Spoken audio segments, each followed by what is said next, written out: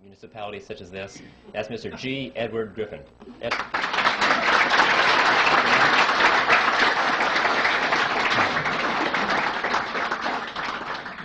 Well, thank you, Mike, and thank you, ladies and gentlemen.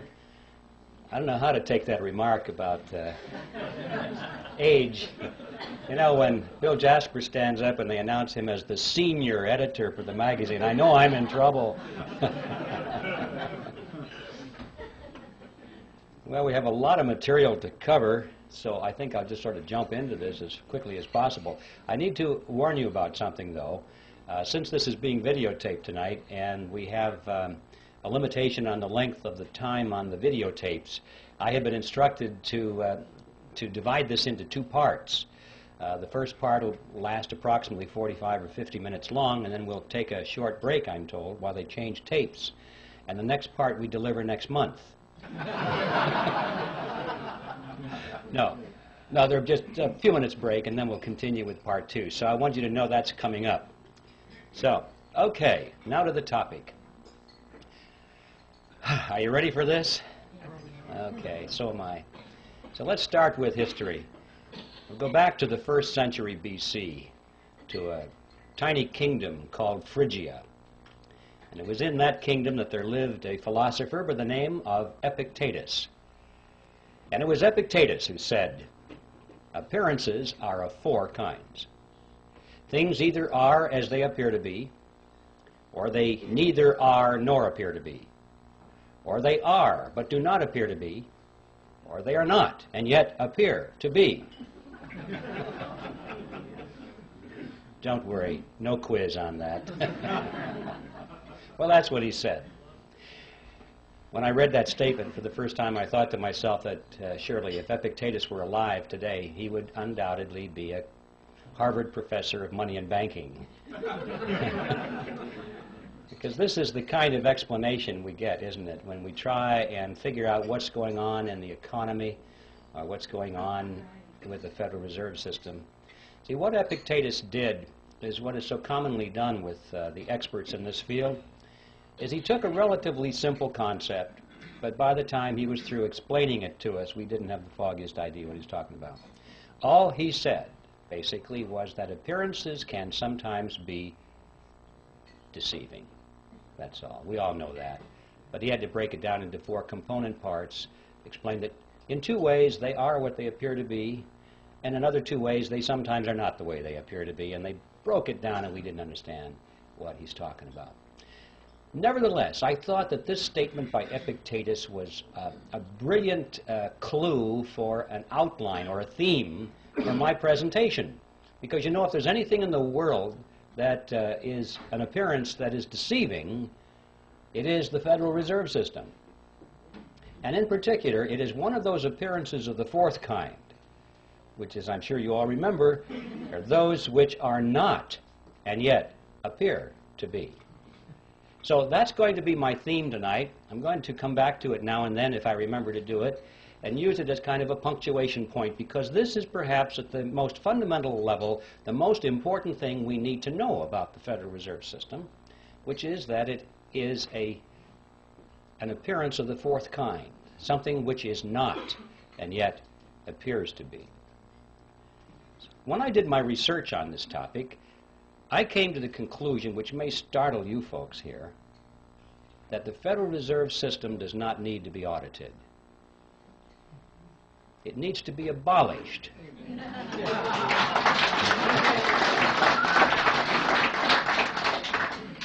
And the reason I say that is because I'm sure that if they audited the Federal Reserve System, they would find out that it's doing exactly what it's supposed to do. There's no secret there. There's no shenanigan going on behind the scenes. It's all out in the open. If we'll just study the Federal Reserve System on the basis of what we know already, if we'll read their literature, if we'll dig into the history, we find out that it's one of the greatest scams of all history. Out on the surface, it doesn't need an audit.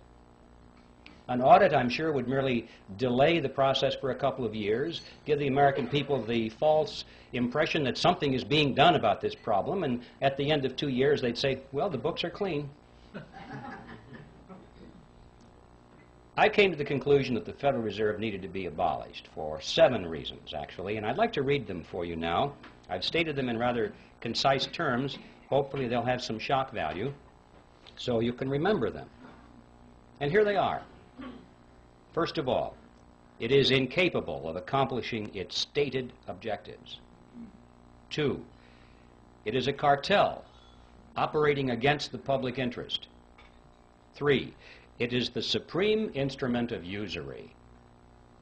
4, it generates our most unfair tax.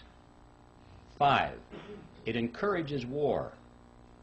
6, it destabilizes the economy. And 7, it is an instrument of totalitarianism. Now, I don't know what you think about those 7 points. I know that a lot of you are totally in agreement with it. I can tell by your reaction. I trust that there are some skeptics here tonight. I hope there are.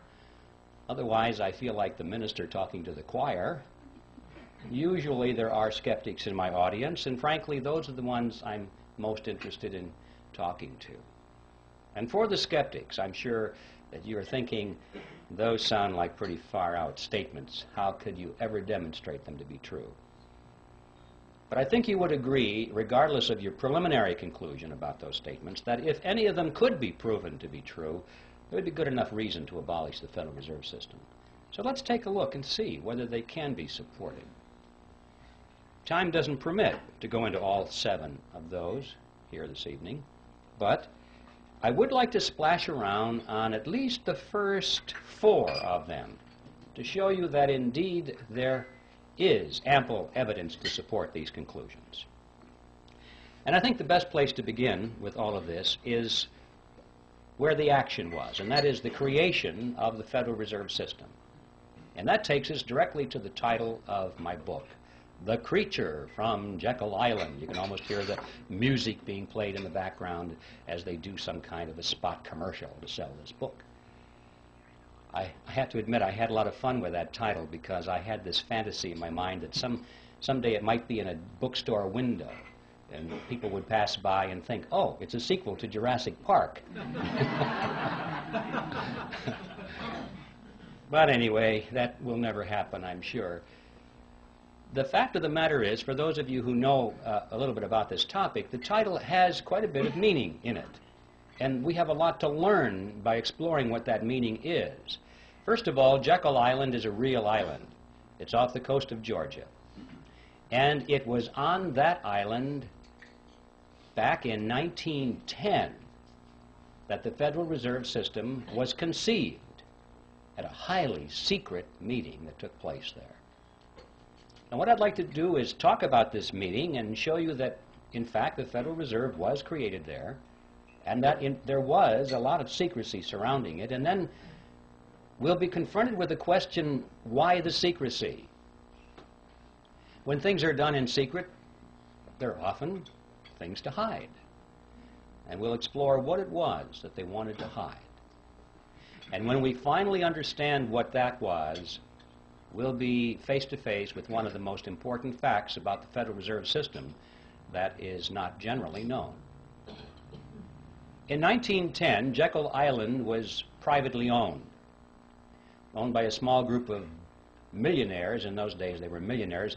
In today's dollars, they would be billionaires from New York. This is where their families went to spend the winter months. It was a resort island, a resort club. It was called the Jekyll Island Club. And there was a very elaborate clubhouse there, which was the center of their social activities. It's still there, by the way, if anybody wants to visit it.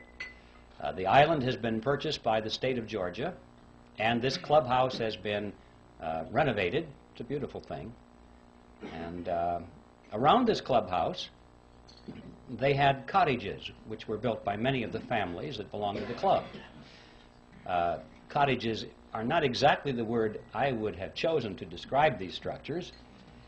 I remember on taking the tour through one of them, the guide said that there were 14 bathrooms in that cottage. So you have an idea of the kind of elegance that was there. In any event, the number of bathrooms has nothing to do with this story. I just get hung up on that because It's hard for me to imagine a cottage with that much running plumbing. But the important point was that this is where the Federal Reserve System was conceived, is in that clubhouse. So let's tell that story.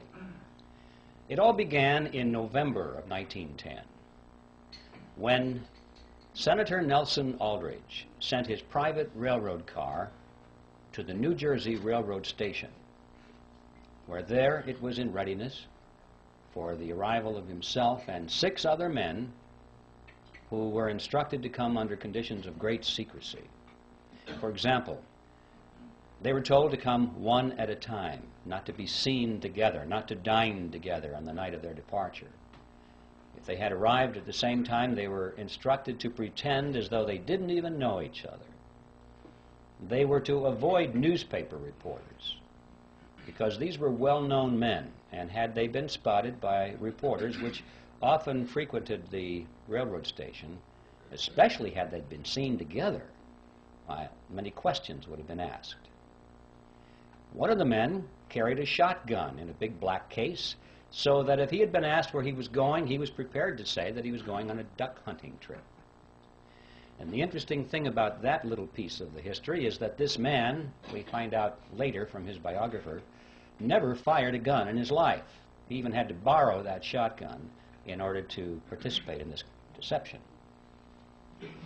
Even after they got on board the railroad car, this pattern continued. They were told to use first names only, not to use last names. And 2 of the men adopted code names completely. The reason for that is that they were afraid that the servants on board the train would recognize who they were if they used their last names. And they knew that if word leaked out in that fashion and eventually found its way into the press, the whole purpose of the meeting would have been completely destroyed. So absolute secrecy was essential. Well, the train traveled for 2 nights and a day on a 1,000-mile journey to the south, and when they awoke on the second morning, the car was on the siding, the railroad siding at Brunswick, Georgia. And from there they took the ferry boat across the inland strait to Jekyll Island and to the clubhouse. And for the next 9 days, these men sat around a table and hammered out all the important details of what eventually became the Federal Reserve System. And incidentally, if you visit that clubhouse today, you can walk down to the end of the one corridor there, and on a door is a brass plaque. And it says, "In this room, the Federal Reserve System was created." When they were done, they got back on board the train, back to New York, and disappeared. And for quite a few years after that, these men denied that any such meeting ever took place. It wasn't until after the Federal Reserve was firmly established that only then did they begin to talk openly about it. They wrote books on it. One of them wrote a magazine article, and they gave interviews to newspaper reporters. And so now, many years later, it's possible for us to go to the public record and find in print detailed descriptions of what happened at that meeting. Well, who were these men? The first one I've already mentioned, the one with the railroad car, Senator Nelson Aldrich, who was the Republican whip in the Senate. He was also chairman of the National Monetary Commission, which was that special committee of Congress which was created for the purpose of proposing legislation which was to reform banking. That was the idea. Banking needed reform. And the American people were greatly concerned in those days over things that were going on in the banking industry. People were losing their money in the banks because they weren't keeping their promises to hold their deposits in reserve. There were runs on the bank, and the banks couldn't pay the people back. But most of all, they were concerned over the concentration of financial power that was in the hands of a small group of very powerful and large banks in New York on Wall Street. This is what they called the money trust. That was the name, and it was a very popular expression in the newspapers. And quite a few politicians were elected to office on their campaign promise to break the grip of the money trust. President Wilson was one of those politicians, by the way. So, that was the purpose of the National Monetary Commission, which was to propose legislation which eventually became the Federal Reserve Act to break the grip of the money trust over the financial markets of America. Aldrich was a business associate of J.P. Morgan. He was the father-in-law to John D. Rockefeller, Jr., which means, of course, that eventually he became the grandfather of Nelson Rockefeller, our former vice president. If you remember, his full name was Nelson Aldrich Rockefeller, so he derived his middle name from his famous grandfather. The second person at the meeting was Abraham Piatt Andrew, who was Assistant Secretary of the Treasury. He later became a congressman, but he was very prominent in banking circles. Frank Vanderlip was there. He was the president of the National City Bank of New York, which was the largest and the most powerful of all the banks in the country, representing the financial interests of William Rockefeller and the international investment firm of Kuhn, Loeb and Company. Henry Davison was there. He was the senior partner of the J.P. Morgan Company.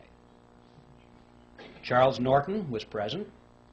He was the president of the First National Bank of New York, which was another one of the giants.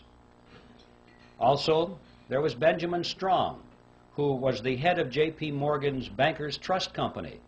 And incidentally, 3 years later, when the Federal Reserve System was finally created, he became the first head of the system. And finally, there was Paul Warburg, who was probably the most important of all the men there because of his knowledge of banking as it was practiced in Europe. Paul Warburg was born in Germany. He eventually became a naturalized American citizen. He was a partner in Kuhn, Loeb and Company. He was a representative of the Rothschild banking dynasty in England and France. And through all the years of his banking in America, he remained in very close contact with his brother, Max Warburg, who was the head of the Warburg Banking Consortium in Germany and the Netherlands. Paul Warburg was one of the wealthiest men in the world. And those of you who are Little Orphan Annie fans, you'll remember Daddy Warbucks. Well, Paul Warburg was the real Daddy Warbucks, after whom that character was named. And everyone at the time knew it. I have his photograph in the book. If you'd like to compare his picture to the drawing rendition of Daddy Warbucks, you'll see the similarity between Warbucks and Warburg.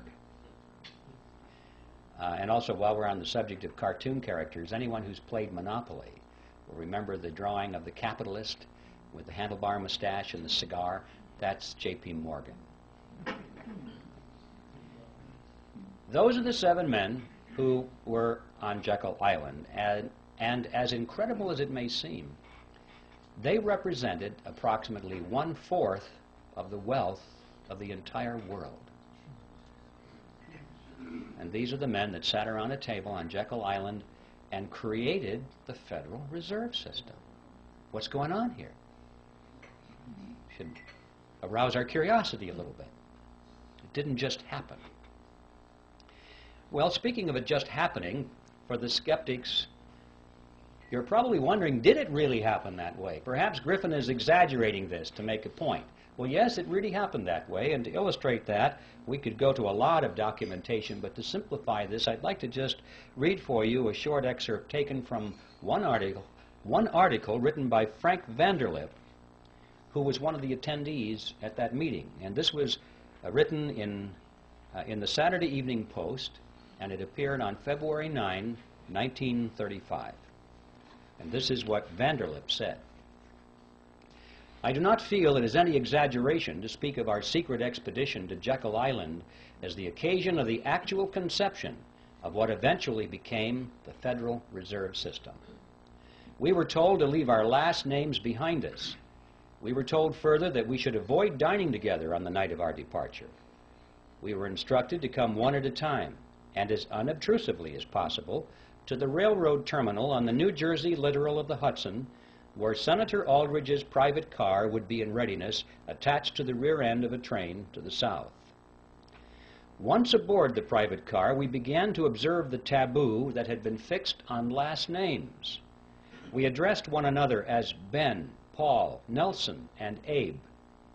Davison and I adopted even deeper disguises, abandoning our first name. On the theory that we were always right, he became Wilbur and I became Orville, after those two aviation pioneers, the Wright brothers. The servants and train crew may have known the identities of one or two of us, but they did not know all, and it was the names of all printed together that would have made our mysterious journey significant in Washington, in Wall Street, even in London. Discovery, we knew, simply must not happen. Well, why? What's the big deal here?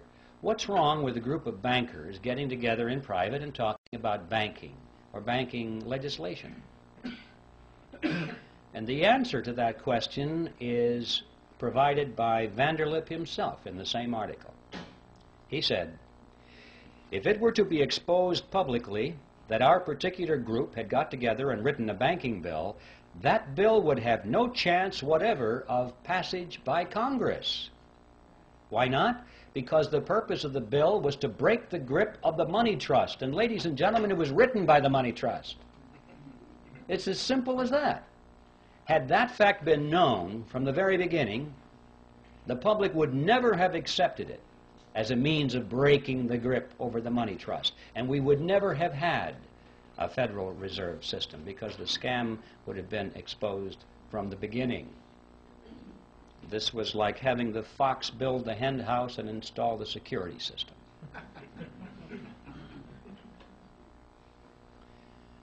So there is a primary reason for the secrecy.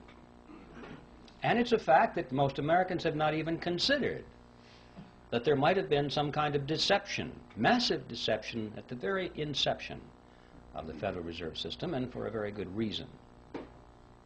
But there's more to it than that, a lot more than that. Consider the composition of this group and the financial powers they represented. Is there anything strange about that mixture? Here we had the Rockefellers, we had the Morgans, Kuhn, Loeb and Company, the Rothschilds, the Warburgs, all in one room for 9 days plus 2 days on the train, coming to an agreement. What's going on here? Anything strange about that mixture? Well, ladies and gentlemen, these were competitors. These were the giants in the field which prior to this period had been beating their heads against each other for dominance in the marketplace, for dominance in the financial markets of the world, not only New York, but Paris and London, everywhere. Competitors. This is extremely significant because it happened at precisely that point of American history when business was undergoing a major ideological transition. Prior to this period, America had grown and prospered and surpassed all the countries of Europe as an industrial and economic power because it adhered to the principle of free enterprise competition. And it was in this period that a rapid transition was taking place to the concept of monopoly and cartel. Going back, in fact, to the old world concept which had held Europe back for all these years. Monopolies and cartels were becoming the order of the day in America. It was John D. Rockefeller I who said it. He said, "Competition is a sin." He believed it. All of his biographers quote him on that one, by the way. And he and others of these industrialists of the period were devoting all of their time to the elimination of competition. They did not believe in free enterprise competition at all. They knew that the road to riches and power was through the elimination of their competition. And if they couldn't beat their competition out, then they tried to buy them up. If that didn't work, they joined with them in a shared monopoly, and that is a cartel, a shared monopoly. Perhaps I should define that word in more detail so at least you'll know what I'm talking about when I use the word. A cartel is a group of independently owned businesses which come together for the purpose of reducing or eliminating competition between themselves so that they can enhance their profit margins or secure their position in the marketplace. And they do this by price fixing. We won't compete on price. Or they divide up geographical markets or products and services. For example, if we were forming a cartel here, I might say, well, I get the north and you get the south. We won't compete. Or I might insist that I get to produce the gizmo, but you can produce the widget. And we won't compete. Or we'll share patents and processes. We won't compete. And every time we agree to eliminate one area of competition between ourselves, we move closer and closer together until finally we are as one industry insofar as the marketplace is concerned, even though our component parts are independently owned. And that is a cartel. And so that enhances our profits. We can get more for our products and services than we could in the arena of free enterprise competition. And of course, the other side of that coin is that the public pays more for those products or services than they would otherwise. And that is just as true in a banking cartel as it is in any other kind of cartel. And the amazing fact emerges that when you study this period, that for the 15 years before the meeting on Jekyll Island, these groupings of which we're speaking had come together increasingly in joint ventures. They were learning how to avoid competition between themselves. They knew they couldn't knock each other out. They had tried that. It was too costly. Now it was time to come together. And what happened on Jekyll Island is that they formed a banking cartel, and they called it the Federal Reserve System. An amazing fact that all these years we've had something which most people have thought was a government operation of some kind or another. We were told it was a creation to protect the people, to stabilize the economy, and it's a cartel. And the purpose of a cartel is to enhance the profit structure of the members of the cartel. Period. That's the second amazing discovery, to be learned if we understand and analyze what happened on Jekyll Island back in 1910. But there's a third element, which is perhaps even the most important of all, and that is that this cartel went into partnership with the government. Well, cartels often do that to enforce their cartel agreements, but in this case they did it in spades. Now, in any partnership, there has to be a payoff. There has to be some benefit to the partners, otherwise they won't go into the partnership, or if they go into it, they won't stay in it for very long. So it's a legitimate question for us to ask, what is the payoff? What's the benefit to these partners? Let's find out why the government is in this partnership, and then we'll find out why the banking cartel is in it. And in order to find out what the payoff is, we'll have to examine how the Federal Reserve System creates money, because that's the key. Now, if you're not familiar with how money is created in America, this is going to be really some experience to go through this. For the first time, you're going to shake your heads and say, I don't believe this. I call it the Mandrake mechanism, after that 1940s comic book character, Mandrake the Magician. Could create something out of nothing, wave his cape, and it was back into the void again. That's the Federal Reserve System. Now, let's take this and break this down. I need to warn you in advance, however, that you shouldn't try and make sense out of this. Okay? Because you'll blow a fuse if you think this makes sense. Just remember, this is your plain old American scam that we're talking about here. It's that simple. And I'm going to strip away all of the banker terminology and all the accounting terminology and use just plain old plodding English to make it comprehensible. In spite of that, however, I want you to know that everything I'm going to tell you from a technical point of view is 100% accurate, in spite of the simplicity of the language. Okay. With that by way of preliminary, let's get right to the Mandrake mechanism itself. It starts with the government side of the partnership. It starts in Congress, when Congress is spending money far and beyond what it takes in taxes. How can Congress spend more money than its income in taxes?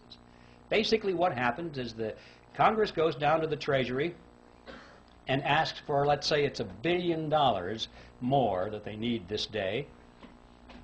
And the Treasury official says, you guys got to be kidding, we don't have any money here.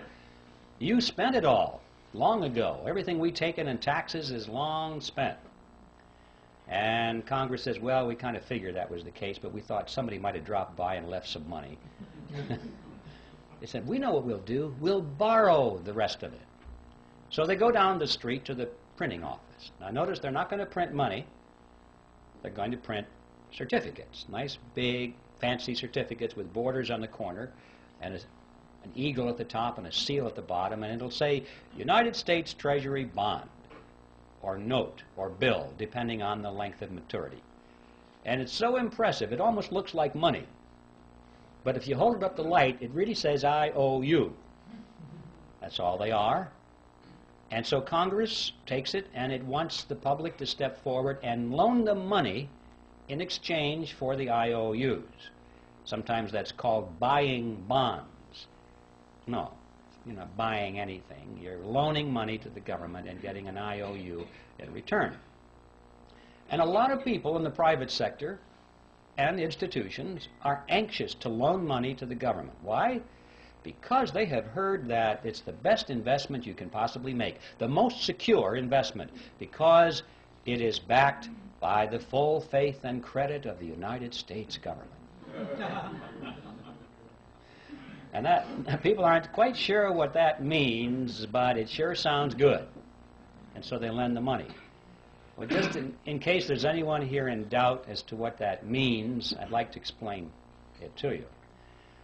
The full faith and credit of the United States government means that the federal government solemnly promises to pay you back your money plus interest. If it has to take everything you've got in the form of taxes to do it, it will do it. It's a promise to tax you. And people don't think this thing through. They think, oh, it's wonderful. It's a wonderful investment, and I'm going to get some of my money back. Anyway, that's a little side issue.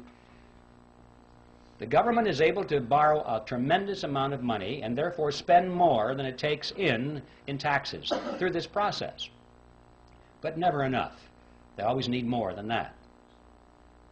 Not to worry, they say. They walk further down the street to the Federal Reserve Building.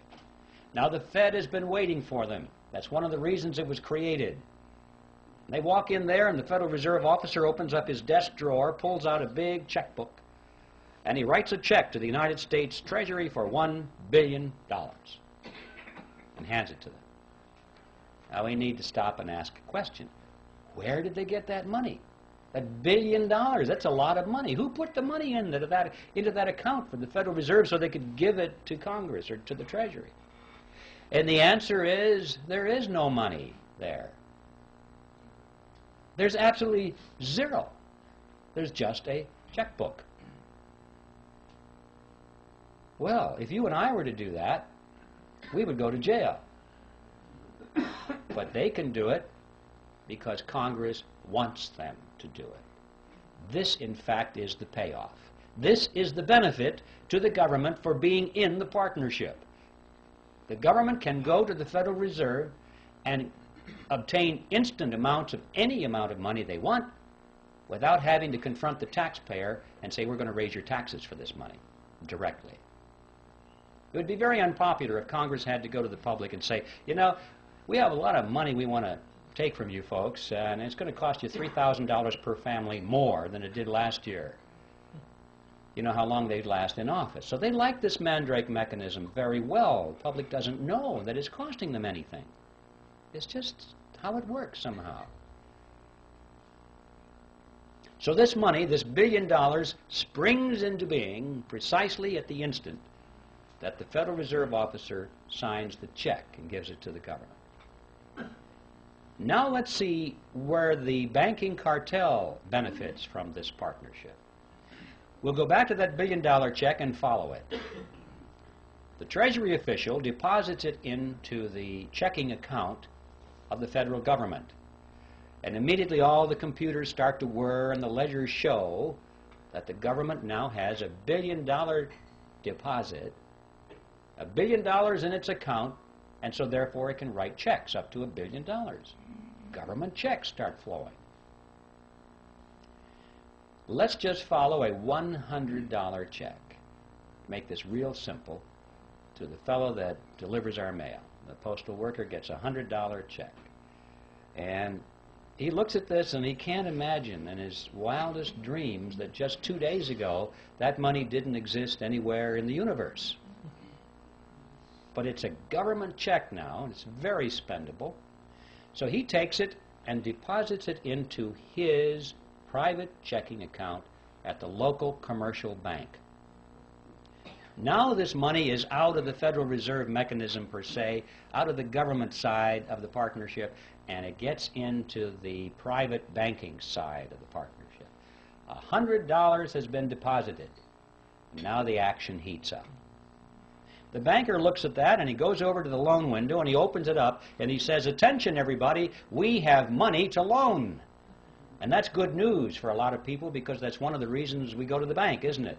To borrow money. So it's good news when there's money available. And the banker says, "We have $100 deposited, but don't worry folks, we can loan you more than that. We can loan you up to $900. Well, how? How can you loan out up to $900 when you only have $100 deposited? Well, it's not difficult if you're in the Federal Reserve System.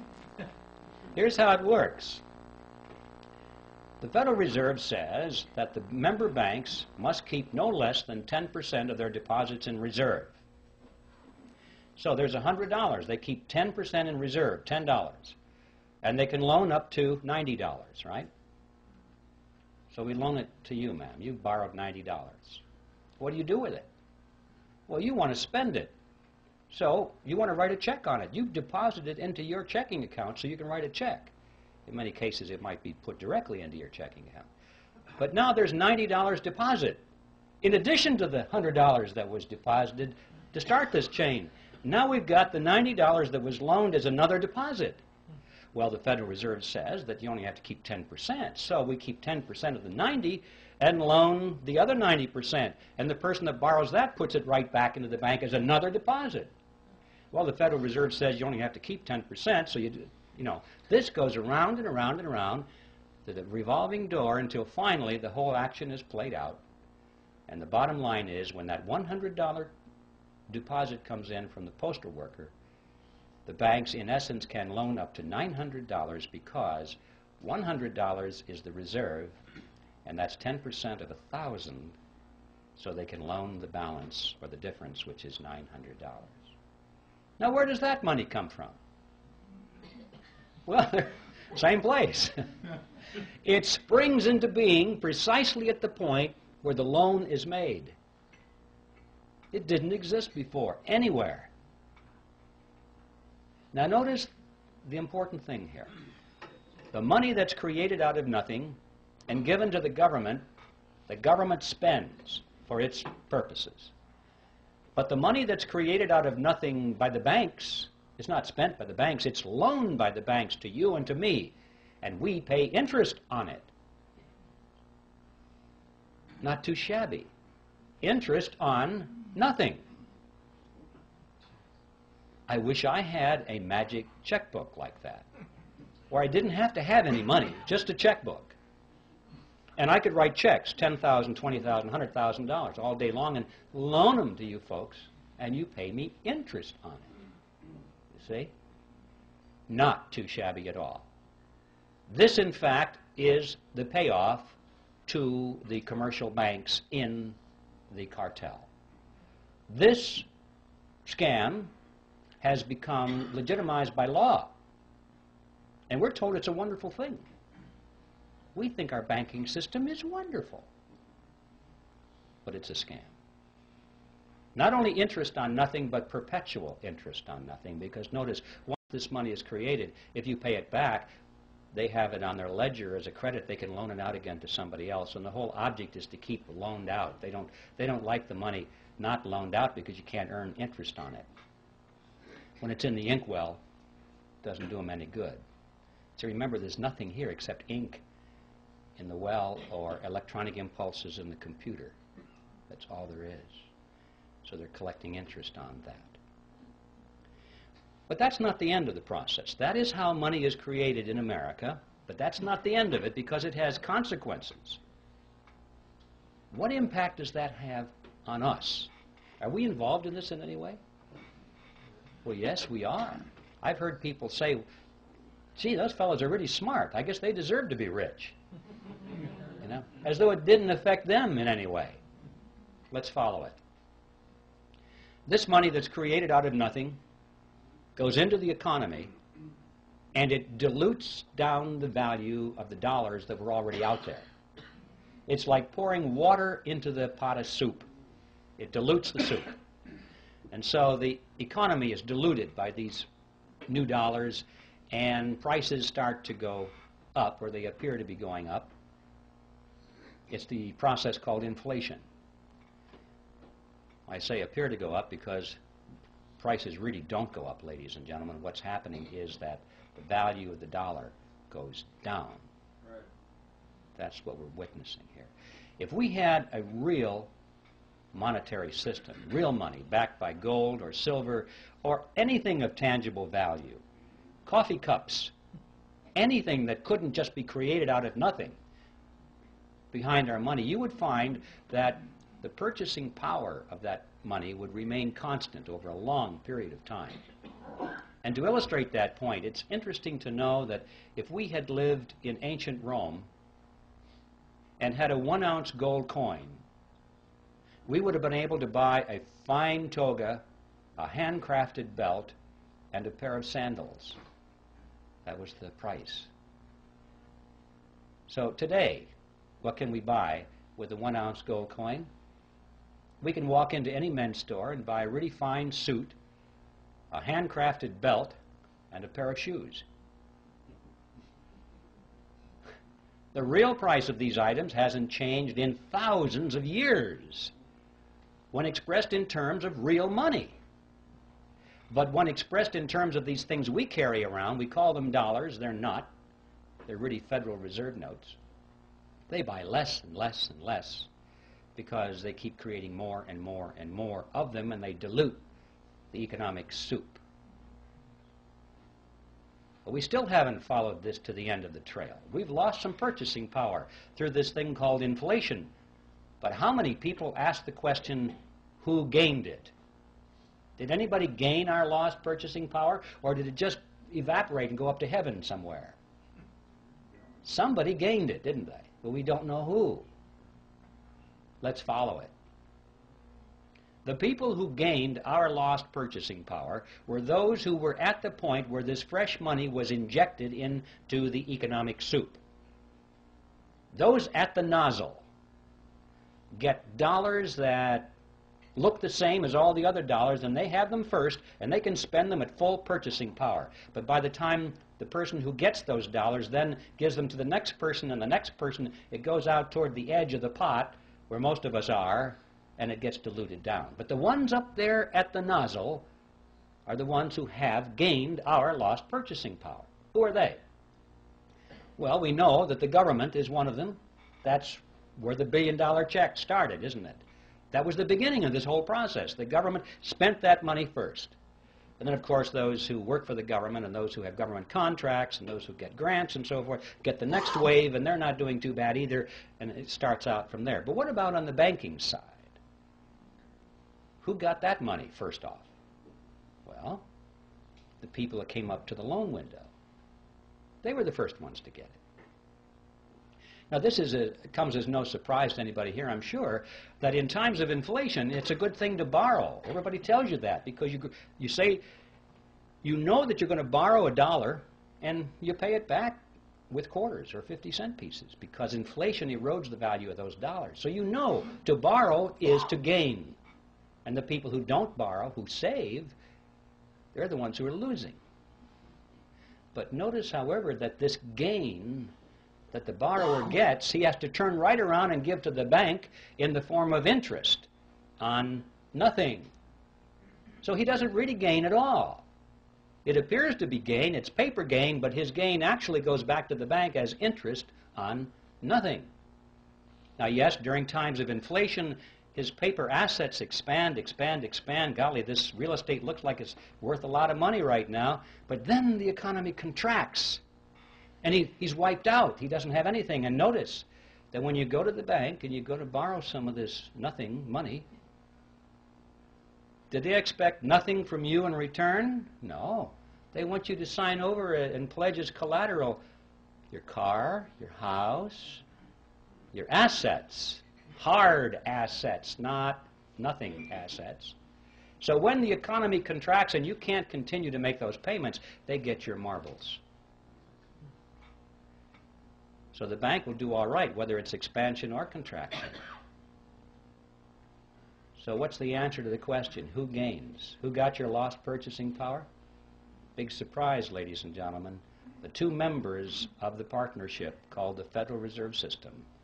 It's the government and the members of the banking cartel. Those are the ones who got your purchasing power. Now there in a nutshell is an overview of the Federal Reserve System. And I guarantee you, ladies and gentlemen, you're not going to read this in any textbook on the subject. And I can also tell you that you now understand everything there is of importance to know about the Federal Reserve System. The payoff on the government side is that they're able to tax their people, and don't forget inflation is a tax. You pay it, you have no escape. It's a hidden tax, but it's a tax just the same. And so the government is able to tax the people without them even knowing they're paying the tax. And on the banking cartel side, they're able to collect perpetual interest on nothing. Now that is the end of part one. Stand by. There's more.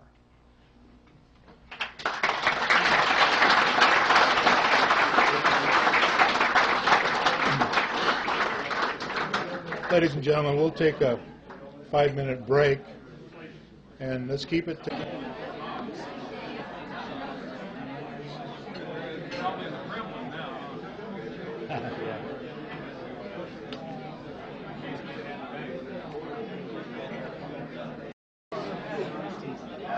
That's it?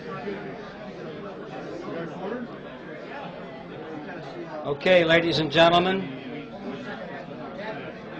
I think this is time for continuation. Everyone refreshed? Anybody want to open up a bank?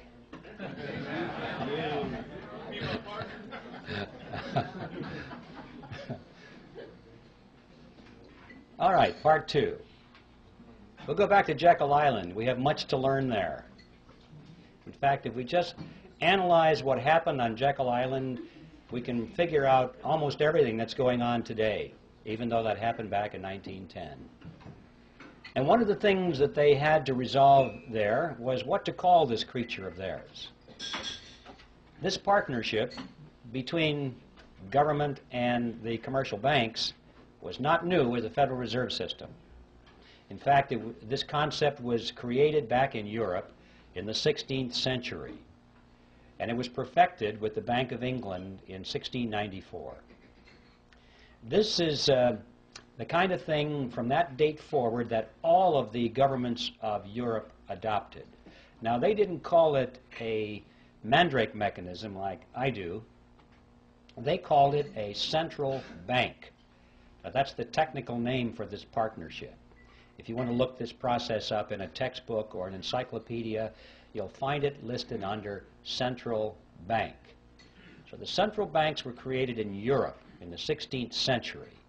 There's very good reason for that. The kings and the princes of Europe discovered from hard experience that they could raise the taxes of their subjects only so far And then there was a ceiling. They had a tax revolt on their hands. There was resistance. And they had real revolution or revolt on their hands, and they tended to lose their jobs. Or their heads. So, that was it, folks. 40%, 43% seems to have been the natural limit. However, once they got the central bank mechanism worked out, this was a whole new ball game. Now the lid was off, and they were able to collect 50%, 60, 70, and in some cases 80% of everything that their subjects produced. And their subjects did not revolt, did not resent it even, because they didn't know that they were paying this tax through a process called inflation. All they knew was that the prices were going out of sight, and they had no inkling that it was their government in combination with the private banks that were taxing them in this fashion. And so, see, this became a method of hidden taxation which has continued to this day to be extremely popular with big spending governments. And so this became the modus operandi in Europe from that date forward. Now, when they met on Jekyll Island, it was very clear in their mind that they were creating a central bank. But they had a problem, what to call it, because Congress was already on record as saying they did not want a central bank in America. I don't think the congressmen really understood what that meant, but they had heard the phrase, and they knew that that's what they had in Europe. And they said, no, when it comes to banking reform in America, we want something that's unique to represent our unique political and economic system. So central bank was out. So what to call this central bank so that no one will know? And they talked about this on Jekyll Island. And this is what they concluded. They said, first, let's use the word federal to make it seem like it's a government operation. Secondly, let's add the word reserve to make it seem like there are reserves somewhere, like it was a banking concept. Third, let's add the word system. And this was very important, far more than we might think today, because remember, the major concern was this concentration of financial power in New York. And they had to sell the American people on the idea that this was a diffusion of power over a system of banks. And so they talked about 10 regional banks, and finally they said, no, that's not enough. We'll have 12 regional banks and diffuse the power away from New York, or at least make it appear that way. And they'll build those big buildings in all these regions, and the local yokels can come and look at the buildings and say, golly, we got one of them out here too. You know? And the impression was that because these buildings were out there, that the power was pulled away from New York and diffused throughout a system of Federal Reserve banks. Well, as you've heard said many times by now, what we wound up with was not federal, there are no reserves, it's not a system at all in the sense of diffusion of power, and the Federal Reserve banks aren't even banks. So on all four words, we're dealing with appearances of the fourth kind. Brilliant strategy. The next step was to sell this creature to the American people. And the first draft of the Federal Reserve Act was called the Aldrich Bill, sponsored by Senator Aldrich, of course. And this was against the good advice of Paul Warburg, who said, Nelson, if you put your name on this bill, it's going to get voted down in Congress because you are so closely identified with the power of big business. It'll be voted down. And apparently, Aldrich's ego was too big. He must have said, well, no, after all, I'm respected in the Senate, and I am the chairman of the National Monetary Commission. And for whatever reason, he insisted on having his name on it. I think he wanted to go down in history as the originator of the Federal Reserve System. But Warburg was right. Voted down, thumbs down right away, because he was a representative of big business. Well, this was a minor setback. They took their bill, they scrambled the paragraphs around a little bit, they took Aldrich's name off of it, and found a couple of Democrats to sponsor the bill. Now, this was different. See, Aldrich was a Republican, And everyone knew that the Republicans represented big business. But they also knew that the Democrats represented the common man, the little guy, the fellow on the assembly line, you know, like Ted Kennedy.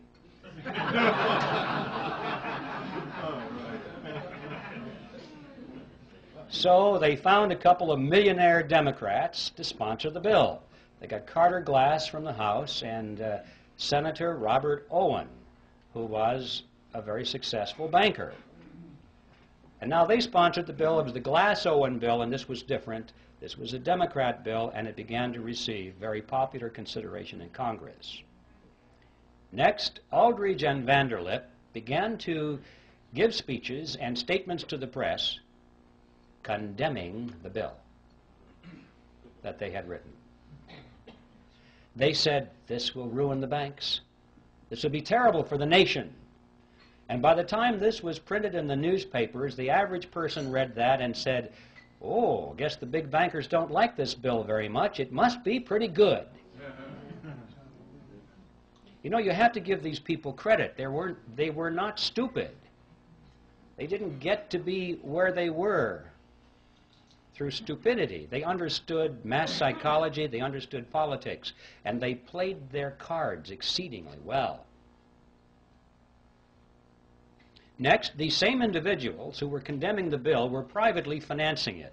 They were behind all the lobbying activities in Washington. They personally paid for the creation of what was called grassroots study clubs that came up all over the country, held public meetings, and disseminated brochures extolling the virtue of the Federal Reserve Act. They gave large amounts of money to some of the better-known universities and created new departments of economics, hand-picked their own people to be the professors, to chair those departments, and then those men began to speak publicly and write scholarly essays about how wonderful the Federal Reserve System was. And then, at the insistence of Paul Warburg, who was always the master strategist in this, they added several good provisions to the Act. When I say good, I mean provisions which restricted the power of the Federal Reserve System to create money out of nothing.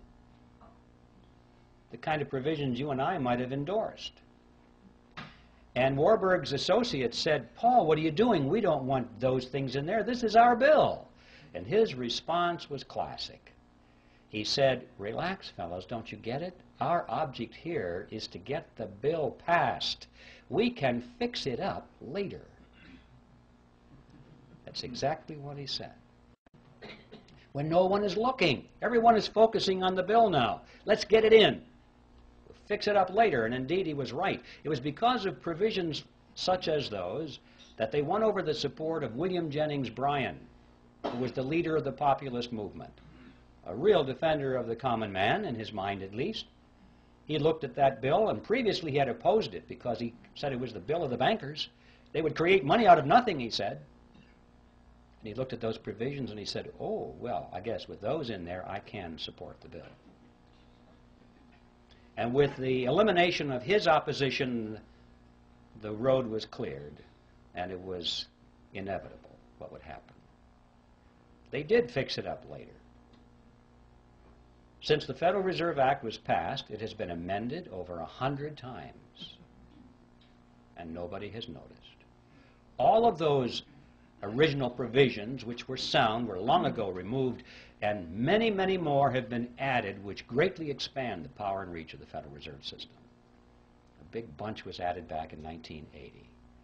It just extends the power of the federal government to areas that you can't even imagine. We're talking previously about being able to create money out of government debt, American government debt.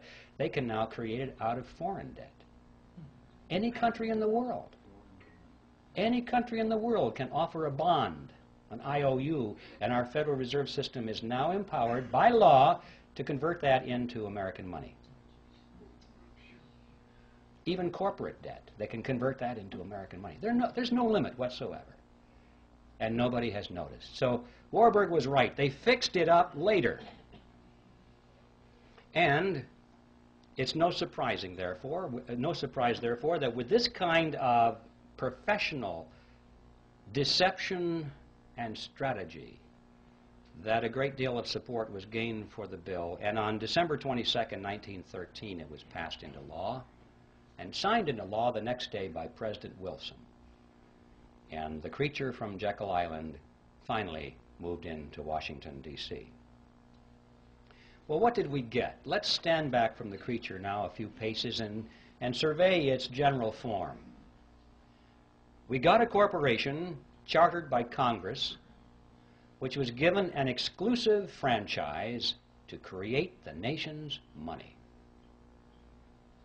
We got a mechanism whereby Congress has been able to raise unlimited amounts of taxes through inflation without the American people even knowing that they're paying the tax.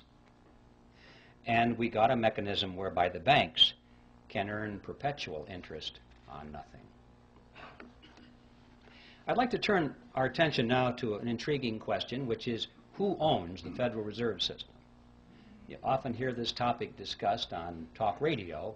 Whenever the subject of money or the Federal Reserve comes up, inevitably somebody will get on the telephone and say, did you know that the Federal Reserve System is not a government agency at all? It's a private corporation. It's run by the private banks, and what we need to do, they'll say, is to abolish the Fed and turn it over to Congress so it can be run for the benefit of the people. Well, I'd like to deal with that because this involves a half-truth and a non-solution. Let's start with a half-truth first. It is true that the Federal Reserve System is not an agency of the federal government. As I mentioned before, it is a corporation chartered by Congress. And like all corporations, it has stock certificates. And these certificates are held, in this case, by the member banks within the system. All the banks, remember this is a cartel, independently owned banks make up this system. They hold the stock certificates. All right. Now, up to that point, it looks as though this has all the attributes of a privately held corporation. But that's as far as it goes. Because these stock certificates do not carry with them any of the powers of private ownership. For example, the holders of these stock certificates cannot sell them. Well, if you can't sell something, you don't really own it. Because that's one of the tests of ownership, is your freedom to dispose of it in any way you wish. Also, the larger banks have put up more capital into the system than the smaller banks. It's not a lot of money, but it's related to their assets. The larger banks put up more, have more stock certificates than the smaller banks. And yet, regardless of that, all of the banks have one vote. So there's another violation of the principle of private ownership. Furthermore, that vote doesn't buy anything of substance. These banks cannot vote for their national management.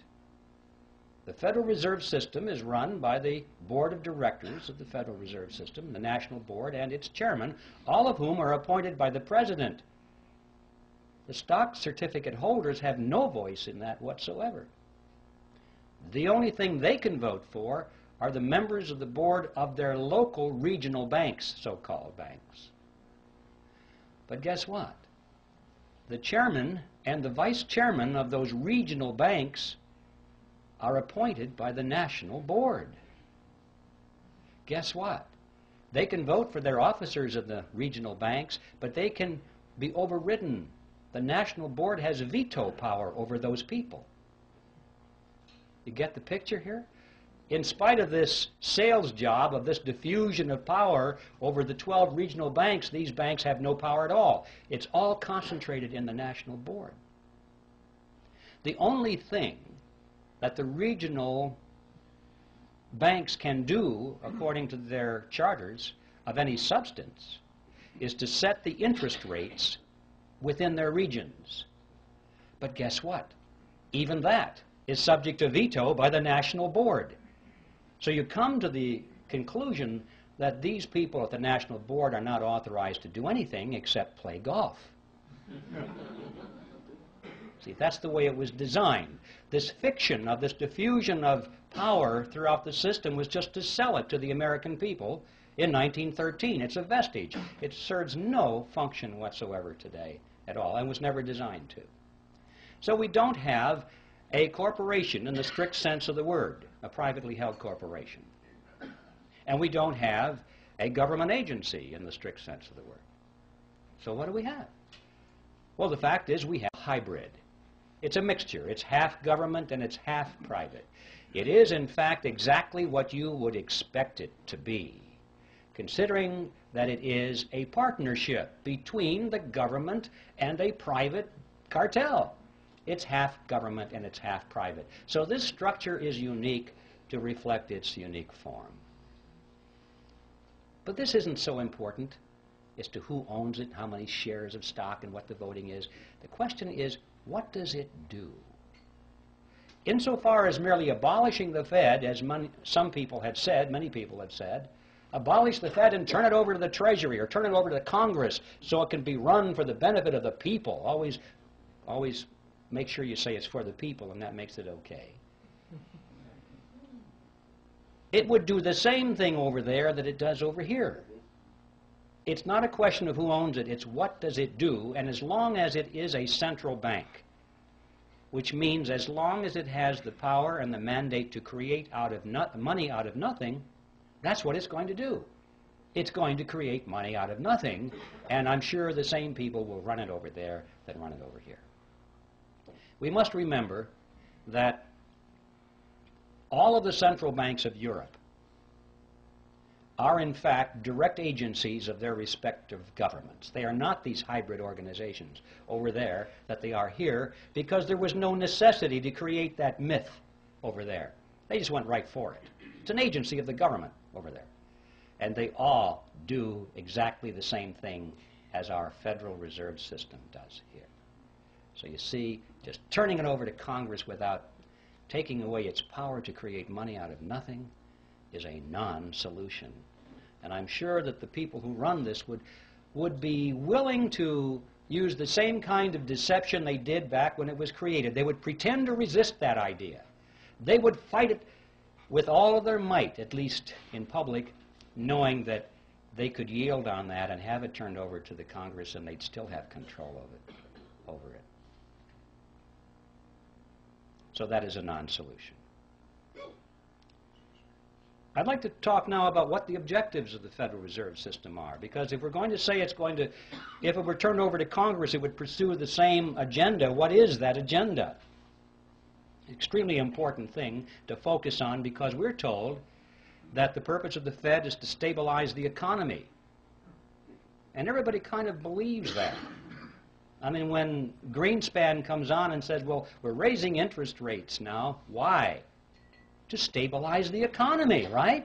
To prevent inflation. In other words, to protect you folks. To protect you. And we buy it. Well, one of the most widely used textbooks in our schools right now, a textbook on economics written by Paul Samuelson, explains it this way. It says, quote, the Federal Reserve sprang from the panic of 1907 with its alarming epidemic of bank failures. The country was fed up once and for all with the anarchy of unstable private banking. It's partly true. It's just they came up with the wrong solution. Just because there's a problem doesn't mean that any old solution that somebody has to offer is the best. In fact, it may be a non-solution. As we were talking about, just turning this system over to the government to run is a non-solution. Well, let's take a look at this. If the purpose of the Federal Reserve System is to stabilize the economy, let's give it a report card and see how well it's done. Since it was formed, it has presided over the crashes of 1921 and 1929, the Great Depression of 29 through 39, recessions in the years 53, 57, 69, 75, and 81, a stock market Black Monday in 87. We all know that corporate debt is soaring, personal debt is greater than ever before. Both business and personal bankruptcies are at an all-time high. Banks and savings and loan associations have failed at a rate greater than ever before in our history. Interest on the national debt is now consuming half of all of our taxes. Heavy industry has been largely replaced by overseas competition. We're facing an international trade deficit for the first time in our history. 75% of downtown Los Angeles and other large metropolitan areas are now owned by foreigners, and over half of the nation right now is officially in a state of recession. Now that is the report card of the Federal Reserve System after 80 years of stabilizing the economy. And I don't think it's even controversial to say that the Federal Reserve has failed to meet its stated objectives. The only controversial question is, why has it failed? And my answer to that is because those have never been its true objectives at all. What are its true objectives? Well, what are the objectives of any cartel? To make money, to enhance the profit margins of the members of the cartel, and to stabilize its position in the marketplace, to prevent competition. Those are the objectives of any cartel. And if our analysis is correct here, we'll find that this, in fact, has been what the Federal Reserve System has accomplished for itself and its component members. To be more specific, it's possible to go to the period of Jekyll Island and read the papers and speeches that were done by the people on Jekyll Island and their associates. The big banks were concerned over three things, among other things, but the three main things were as follows. They said they wanted to reverse the erosion of their power away from New York. That's right, just the opposite of what the Federal Reserve System was supposed to accomplish. They wanted to keep it in New York. They were concerned because as the nation was spreading westward and southward, new banks were springing up all over the frontier. And more of the capital assets of the nation were moving in that direction. Yes, they still had the lion's share, but every year the percentages went down a little bit. And they could see where that chart was going. And they said, we must put a stop to this now while we still have power. Remember, John D. Rockefeller said it, competition is a sin. And competition from the new banks in America was something that had to be stopped. See, one of the purposes of the Federal Reserve System was to control the competition from the new banks. And this is a good place to emphasize that when I'm talking about the cartel, I'm primarily talking about the big banks in New York that created it, and the international banks as well, the ones in Europe. I'm not talking about your bank down the street that ever since the system was created has struggled and struggled under the regulations of the system, which were designed primarily, to some extent, to squeeze the competition out or to keep it in its place. And you've seen that process going on throughout the years. We have fewer and fewer banks all the time, little ones getting gobbled up by the big banks. So that was objective number one. Number two, they wanted to reverse the trend of what is called private capital formation. Now, what that means is simply this. It means that people in those days were using their own savings instead of going to the bank and borrowing. Corporations in particular found that it was better for them to withhold some of the dividends from their stockholders each quarter, put that money into a sinking fund, let it accumulate, or let the capital form, as they say, capital formation, and then use their own money to build the new factory or launch a research and development project or whatever, instead of going to the banks. And the banks were extremely concerned over this trend. They racked their brains. How do we get businesses to come back to the banks and borrow money again? And their answer was quite simple. If you were a banker, you would know how to do that. The answer is to lower interest rates, to make those rates so attractive that you'd be crazy not to go to the bank and borrow the money at those interest rates. It's so much easier than saving. Well, why didn't they just lower interest rates? Because that was 1913, ladies and gentlemen, and they couldn't. Money was real money in those days. It was backed by gold and silver. There was no lever on it. No man, no group of men, no politicians, no bankers could arbitrarily affect interest rates because it was backed by gold and silver, the money was, and they couldn't just create it out of nothing. You see, under those conditions, interest rates are the product of the forces of supply and demand in a free market economy. Nobody has control over it. And that's why the politicians hate money that's backed by gold and silver. They cannot manipulate it. So their challenge was, how can we artificially depress the interest rates below the natural level that's produced in the free market? And the solution was, they said, the nation needed what was called a flexible currency. They said, this is what industry needed to prosper, a flexible currency. You still hear that phrase today, the virtues of a flexible currency.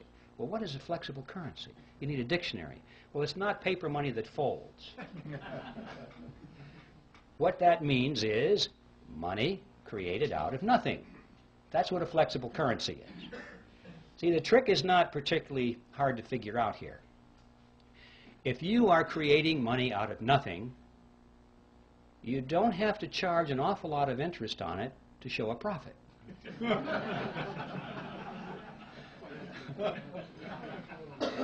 See, it's as simple as that. So, with a flexible currency, now they have a lever on it. And they can jack the interest rates down, down, down, so that it's attractive, and they're still making plenty of profit on it because it didn't cost them anything. And they have reversed the trend toward private capital formation.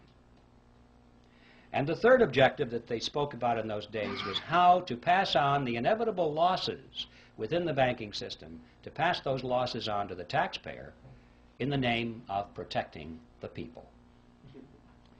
Now, let's give the Federal Reserve System another report card with these objectives in mind and see how well it has done.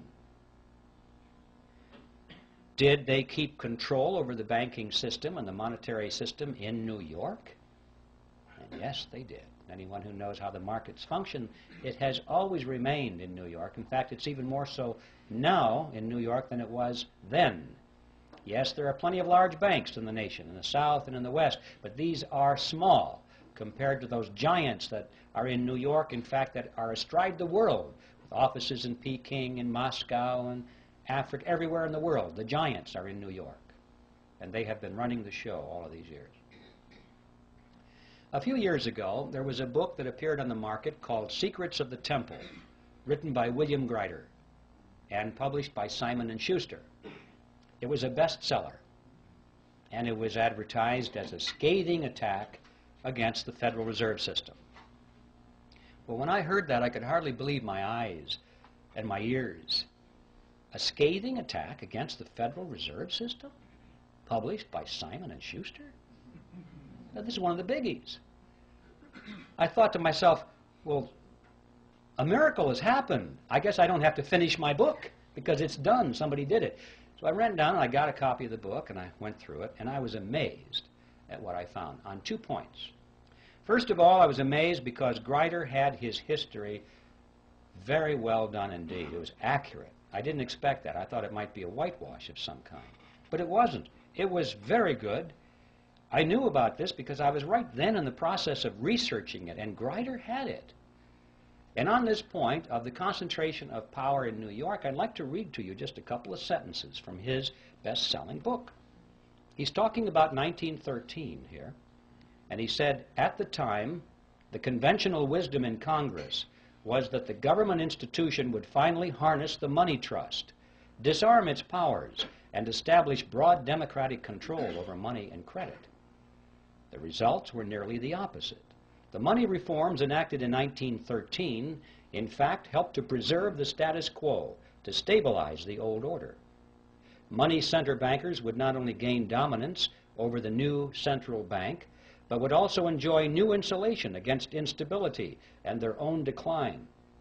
Once the Fed was in operation, the steady diffusion of financial power halted. Wall Street maintained its dominant position and even enhanced it, which is true. Now, the second thing that amazed me about his book was his conclusion. After demonstrating that the Federal Reserve System had always acted against the public interest, and that it was designed to do that from the beginning, what do you suppose his conclusion was regarding what we should do about it? Abolish the Fed? No, nothing that extreme. Well, how about a major overhaul? No, not necessary. He said, you see, folks, it's all so complicated. But we're learning as we go, and we're getting better at it. Relax, everything's under control. All we need now are wiser men. Well, there you have an interesting situation. You see, that's the kind of powder puff solution that it takes to be published by Simon & Schuster or any of the other major publishing houses which are firmly locked into the financial web of the money trust in Wall Street. There's no way in the world that these major media outlets are going to allow anybody to come up with a real solution to the problem. Now, I need to digress here just for a second because we have a lot to learn from this, not just in the field of the Federal Reserve System, but in many other areas of concern to our nation in these critical days ahead. It's not enough just to point with alarm. It's not enough just to say, well, this is historically true, and it's not enough to lead the charge if you don't lead it anywhere. See, these people don't care how much you expose their scams or their conspiracies or their plots if you have no solution. If your only solution is, well, now I told you about it, now just vote Republican, you know? If that's it, nothing's going to happen, is it? Till we look behind party labels. In other words, wiser men, whatever that means. This is controlled opposition, ladies and gentlemen, and it's something that's been going on for a long time. These people are smart enough. Remember, they sold this Federal Reserve System in the face of opposition, and they did it by deception. They're smart enough to control their own opposition or to create their own opposition if necessary, so they can lead it nowhere. I'll just leave that thought with you because it's something we need to be very aware of in the critical days ahead. Let's get back to the Federal Reserve. It gets an A on its report card for objective number 1, which is to maintain control over the money markets in New York. Did they reverse the trend toward private capital formation? Boy, did they ever. With interest rates brought down periodically to such attractive levels, individuals and corporations have been enticed away from saving their own money and going to the bank. You'd be a fool not to get that money at those low interest rates. Of course, then the economy contracts and things go a little sour now and then, and the fruit falls from the tree, and they pick it up. They get all your marbles. They get all your assets, your houses, your cars, your factories, your stocks, and your bonds. That's one of the reasons we've had so many bankruptcies in the decades past. Even those companies today which are hanging in there by the skin of their teeth because it's all they can do to make payments to service their debt to the banks. Notice that many of those companies are now sending more money to the banks as interest on their loans than they send to their stockholders as dividends on their stocks. Think about that.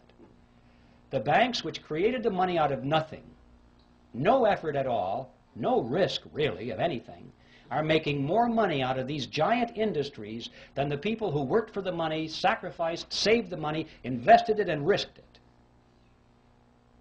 And yet the money is going to the banks. Yes, the Federal Reserve System, in fact, gets an A on its report card for reversing the trend toward private capital formation, and they did it with a flexible currency, just as they had planned to do it. And what about the third objective, which was to pass the losses on to the taxpayers in the name of protecting the people? That is something which I call in my book Operation Bailout, a game called Bailout. You may have noticed every time a large bank gets into trouble, not the small banks, they're dispensable. The large banks When they get into trouble, they're going to be bailed out by the government, which means by your tax dollars and mine, in the name of protecting the people.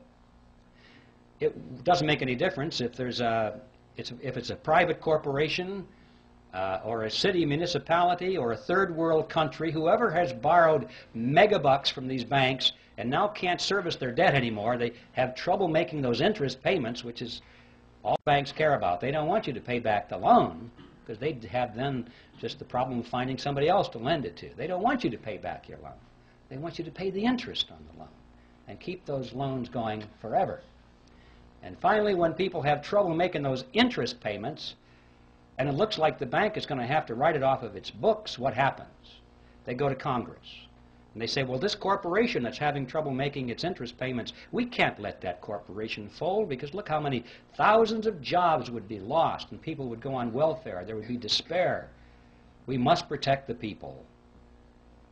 Or if it's a third world country that can't make its interest payments anymore, they say, well, we can't allow that to happen. We must make those payments for them in some way or another, because if that venerable bank had to write that huge loan off of its books, it would technically be bankrupt. And if it were bankrupt, it might have to close its doors. If that bank were to fall, it's such a huge bank, it'd be like a domino, and it might knock the other banks down too, and we could have a major economic crisis on our hands, and look how the people would suffer. And so Congress dutifully always responds. Remember, Congress is the partner in this scam. Always rushes in and says, yes, we can't allow those bad things to happen to the people. And so they vote the money to guarantee the loans or make outright payments in some very creative fashions so that the interest can continue flowing to the banks. Some of the more memorable games you may have missed over the recent years: Penn Central Railroad was bailed out in 1970, Lockheed Corporation that same year, Commonwealth Bank of Detroit in 1972, New York City in 1975, Chrysler in 1978, First Pennsylvania Bank in 1980, Continental Illinois, the largest of the banks so far, in 1982, and of course we know how many third world countries out there have had their debts funded. The money comes from the IMF World Bank so they can continue making their payments. And the IMF World Bank gets their money from the Federal Reserve System, and the Federal Reserve System gets it from us in the form of that mandrake mechanism and the hidden tax called inflation, or direct taxes in some cases. The Federal Reserve System gets an A on its report card on all three of its true objectives. My final topic is a short one, and it has to do with usury. An interesting concept. Usury used to be defined in ancient times as interest on a loan, period. Any interest on any loan was usury. Well, it's been redefined in modern times as excessive interest on a loan, in view of the fact that when people earn their money and they save it, they sacrifice the use of it, and then they loan it to somebody else for their venture.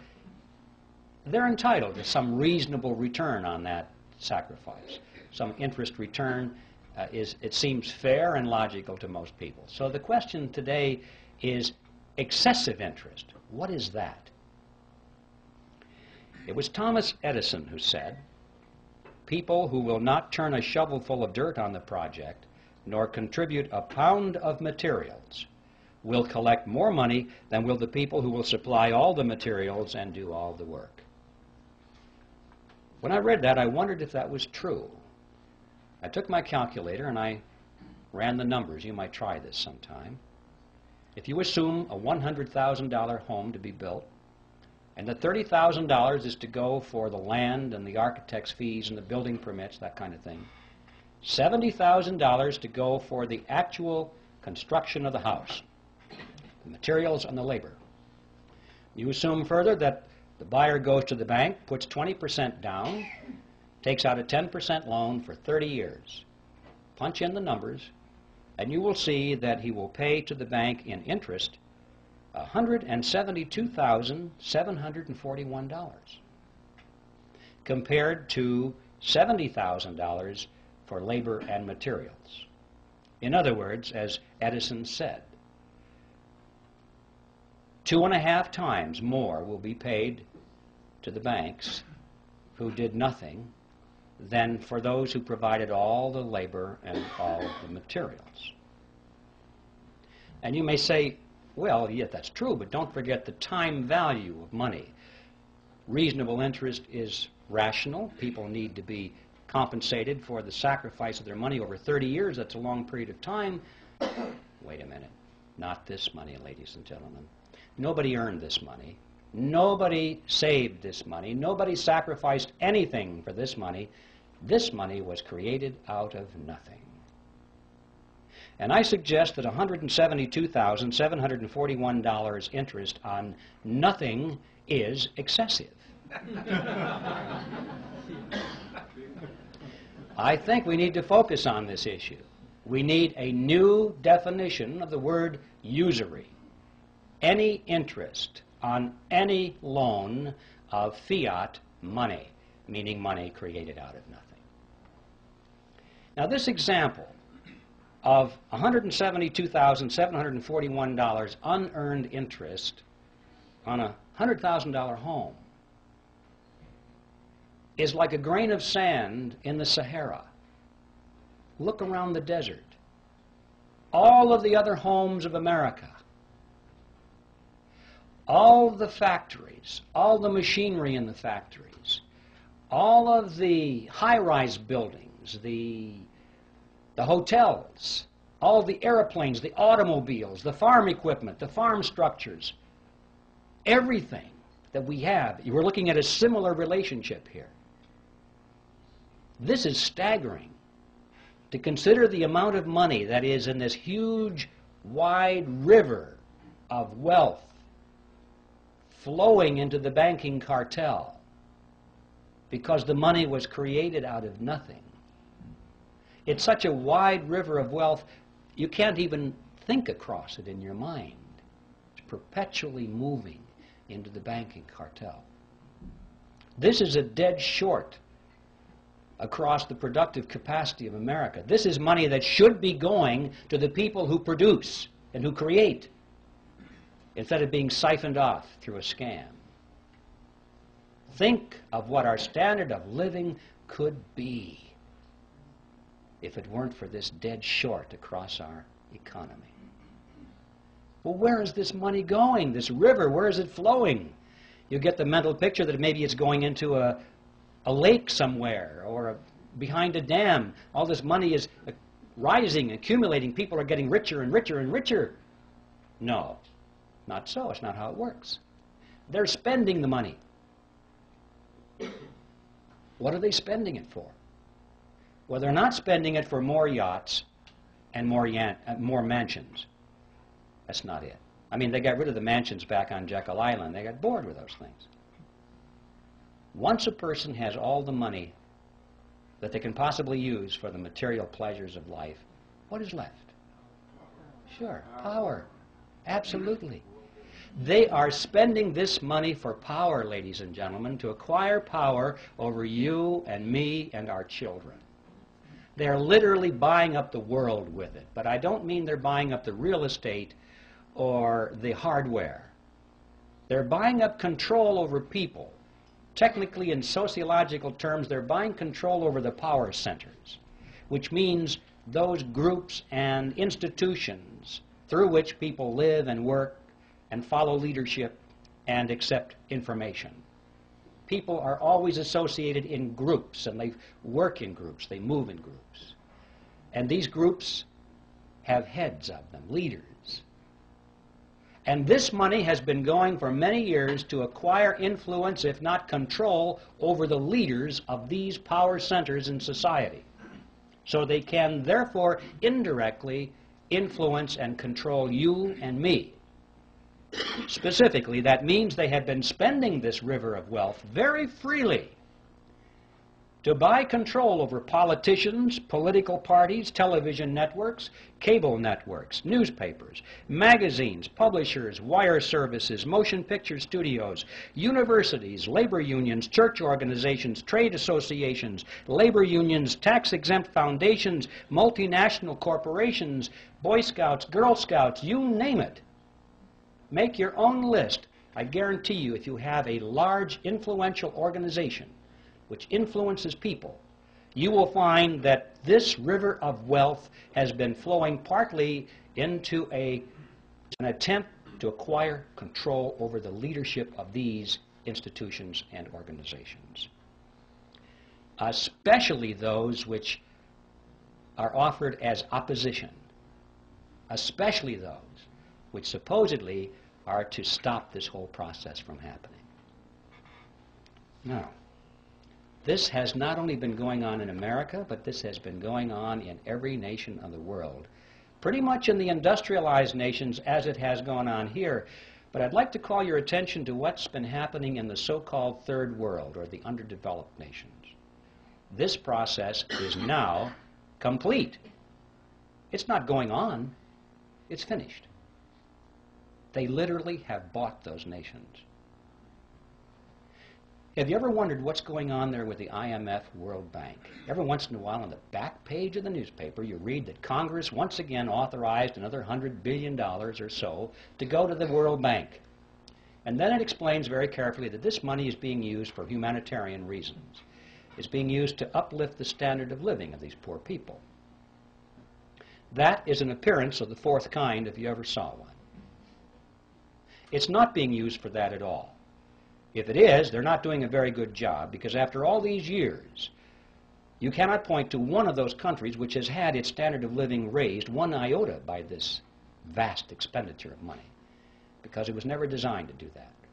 The money does not go to the people. It does not go to the industries or the businesses of those countries where it might have a chance of raising the standard of living. It goes to the politicians, doesn't it? It goes to the governments of those countries, and it is used specifically to perfect and strengthen the control mechanisms over their people. Usually this starts out as an inefficient dictatorship, but by the time they get the UN money, it ends up as an efficient dictatorship. They have a better organized and equipped army. They have a better paid bureaucracy, more people in the bureaucracy. They have more ways of controlling their subjects. They have food chains that they can offer to their friends and deny it to their enemies. This money is used to build totalitarian systems in every country that you want to point to and analyze. You see, these people, these leaders of these countries, for the most part, couldn't care less about the standard of living of their subjects as long as they live well. They live in their mansions, have their yachts, their jet aircraft, and they go to New York and live in the Waldorf Astoria while they attend United Nations meetings. They're very happy with that. They have no ideology. Communism, socialism, fascism, capitalism, what difference does it make? Where's the money? That's it with these people. We know how welfare families in this country can be second, third generation families, and there's no hope at all of getting them off the dole because they can't imagine any other way of life. This happens at the international stage, too. We're dealing with countries now that are second, third, in some cases fourth generation welfare governments. They don't know how to survive unless that money comes free through the International Monetary Fund and the World Bank, means from us. There's no way in the world they're going to break free from that. These countries, ladies and gentlemen, have already been purchased, lock, stock, and barrel, in this fashion, and they are now in place in the New World Order. And they're simply waiting for us to show up. And that's the other side of the coin, because not only does this transfer of wealth to these countries from us not raise their standard of living, but it does in fact help to lower ours. And this too is part of the plan. A strong nation is not a candidate for surrendering its sovereignty. But if a nation can be brought to its knees, if it is hungry, desperate, if it has chaos in its streets, if it has political turmoil, then the people in that nation will much more likely accept any solution that's offered to them by their government or by a world government. If there's anarchy in the streets, as we saw in Watts, in Los Angeles, people were joyous when the soldiers showed up. They were joyous because this now was an end to anarchy. It was a dress rehearsal. They won't care whether the helmets on these people are blue or brown. If it says UN on the side, that won't make any difference. They'll say, thank God for the UN, finally brought and restored peace to our streets. And if people are hungry and they're out of work and they don't know what to do in the economy, they'll be so thankful for a UN monetary unit which has purchasing power a little bit. Thank God for this UN money, because the old American dollars are kaput. Don't know what to do with them. This is the plan, ladies and gentlemen, to weaken America. And so that's the process. And I'm mentioning this because I want to emphasize to you that what is going on here has nothing at all to do with wealth. The name of the game now is power. Well, now, what are we going to do about this? Obviously, if we just restrict our attention to the subject which is ours tonight, the Federal Reserve System, the answer is clear. We have to slay the creature. But how are we going to do that? The creature was created by Congress, and that's how it's going to be slain. Congress can do it and will do it if we build enough fire under those chairs in Washington. I think it was Clyde Watts, General Clyde Watts, years ago, said, he was speaking of judges in those days, but he could have as well talked about congressmen. He said, they may not see the light, but they can feel the heat. And this is true. I don't know if you folks know, well, I know many of you folks here know all about the TRIM committees, which are part of the John Birch Society. They have proven themselves to be excellent ways of getting some of these big spenders out of Congress. It just happened. We saw, but I think it was 30 of them replaced. Not entirely because of TRIM activity, but believe me, it had a lot to do with it. This is something that works. And even those that didn't come up, that didn't get replaced, they're having their voting records changed. I don't have the name here, unfortunately, but I heard just the other day there was some congressman. We had the letters shown to us there. Here was a guy with his voting record it was very bad. He was voting for big government and higher taxes. And the TRIM committee started to hand out his TRIM bulletins in his district, and it was at a gun show. And he came over and says, take those things off the table. And he was irate. He said, well, we can't do that, Congressman. That's your report card. You know. And he wrote a real nasty letter or two, and they had copies of it. And he said, you know, I think that these TRIM bulletins are good for one thing, and that's to line the bottom of the bird cage. That's what he said. The next election, his report card was all good. He decided, I can't get rid of these TRIM bulletins. He's changed his voting, and the next report card was good. He straightened out. He had no particular principles, but these fellows put their finger to the wind, and they can tell which way it's blowing. If he wanted to be reelected, he had to get into step. And I know that a lot of these people go around saying, well, I've been trying to warn my constituents of this danger for many years, once the fire is built under their seats. So that's a very important program, and we can do it simply by exposing the voting records of these people and not just taking their words. Now, all of this, of course, this whole program requires an informed electorate, and that doesn't just happen. You don't inform the electorate just by wanting it to happen. You have to have quality educational materials. You have to know that they're accurate. You have to be able to rely on them. You have to have an organization to prepare and distribute these materials. They just don't go out on their own. I mean, I could have written this book, for example, and it would have just stacked up in my garage without the Speakers Committee, without the Birch Society's programs and its chapters and its people in place, its coordinators. It takes organization to make these things happen. And of course, not the least of which, it takes leadership, which has proven its ability and its expertise, particularly its integrity, so it can offer real solutions instead of non-solutions, and leadership which is not going to be purchased and run by the opposition. And of course, that is the mission of the John Birch Society. If there's anybody here who's not a member yet, I just want to tell you that the Society is an ideological army, and the time has come to enlist. I think it was Patrick Henry who put it pretty well. He said, "Our brethren are already in the field. Why stand we here idle?" Now, the bad news is that time is running out. It used to be that I told people that about some of these problems, and they would say to me, could never happen in America. You're just exaggerating, you know. And now they say, how much time do you think we have left? Because you can see it. It's all around us. The New World Order is being built around us. We have a world army being built, a world court being built, a world taxing authority being built, a world trading authority being built. It's being built all around us. You realize right now, as we speak, over half of our standing military is now serving under foreign officers.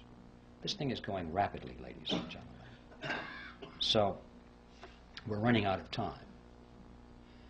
But the good news is, we still have time.